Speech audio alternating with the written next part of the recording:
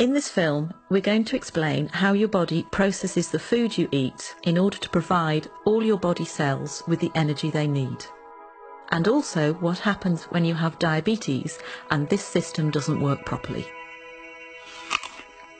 When you eat food that contains carbohydrate, it's broken down in the stomach and digestive system into glucose, which is a type of sugar. We need glucose from food because that's what gives us energy. Carbohydrate-containing foods are things like starchy foods, sugary foods, milk and some dairy products, and fruit. This glucose then moves into the bloodstream, and the body detects that the blood glucose level is rising. In response to that, the pancreas, which is a little gland that sits just underneath the stomach, starts to release a hormone called insulin. And it's insulin that helps our body get the energy from the food we eat. The bloodstream then takes the glucose and the insulin to every cell in our body that needs it. To make this easier to understand, let's look at muscle cells. At the muscle cells, it's insulin that allows the glucose to get into the cells where it can be used for energy.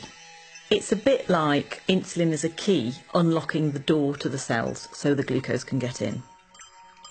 That way, the blood glucose level starts to drop. But the blood glucose level can be topped up at any point by the liver releasing extra glucose that it has stored.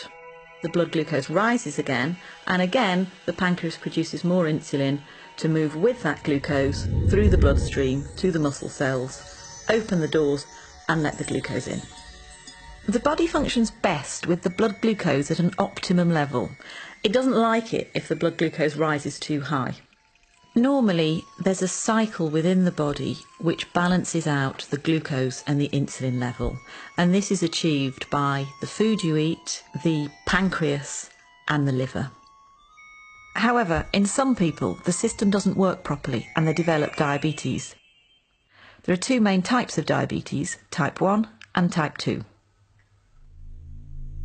In type 1 diabetes, the body isn't making any insulin at all. This is because of an autoimmune response whereby the body has destroyed the insulin-producing cells in the pancreas. We don't entirely know why that happens in some people and not in others. Type 1 diabetes accounts for about 10% of all cases. It's most often found in the under 40s, and it's by far the most common type of diabetes found in childhood. In type 1 diabetes, the carbohydrate containing food is broken down into glucose as normal. That glucose then moves into the bloodstream. Normally, the body would produce insulin to let that glucose into the cells. But in type 1 diabetes, there is no insulin being produced, so the glucose can't get into the body cells at all. So the level of glucose in the blood rises and rises. The body tries to lower the level of glucose, it tries to get rid of the glucose through the kidneys. That's why people who have undiagnosed type 1 diabetes tend to go to the toilet a lot to pass urine. As the kidneys filter the glucose out of the blood, they also take a lot of water with it, so the person with diabetes will get very thirsty. The urine contains a lot of glucose, and that creates an environment where it's quite easy for bacteria to thrive, so it's also quite common to get thrush or genital itching. In the same way, the blood contains a high level of glucose as well, so more bacteria than usual will tend to breed in flesh wounds, and they might be slow to heal. Glucose can also build up in the lens at the front of the eye, causing the liquid in the lens to become cloudy. That can mean that some people with undiagnosed type 1 diabetes can have blurred vision. Because the glucose can't get into the cells to be used for energy, somebody who's got undiagnosed type 1 diabetes is going to start feeling very tired, lethargic and unable to sort of go about their normal daily routine. But the body still needs an energy source in order to work properly. So what it does is it starts to break down its fat stores, and that can lead to weight loss. So the main symptoms of type 1 diabetes are going to the toilet a lot, thirst, thrush or genital itching, slow healing of wounds, blurred vision, tiredness and weight loss. These symptoms generally happen quite quickly, often over a few weeks, and can be reversed once the diabetes is treated with insulin.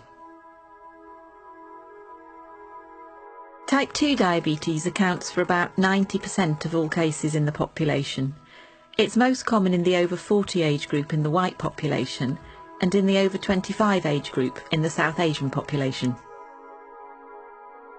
Type 2 diabetes is a little more complex because there's slightly more processes at work. Either the body isn't producing quite enough insulin, or the insulin it is producing isn't working properly. That can be due to being overweight because a build-up of fat can stop insulin doing its job properly, but it can also happen in people of a healthy weight.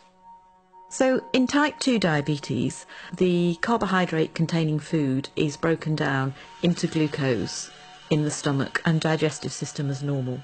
That glucose then moves into the bloodstream. The pancreas starts to produce insulin, which moves with the glucose through the bloodstream to all the body cells which need glucose for energy.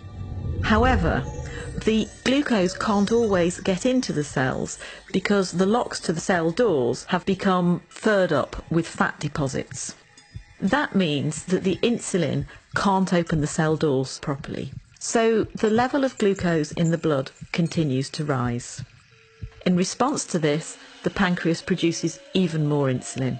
So the blood glucose levels continue to rise and the insulin levels continue to rise. This situation is further complicated by the cells, which are desperate for energy, sending out emergency signals to the liver to release stored glucose.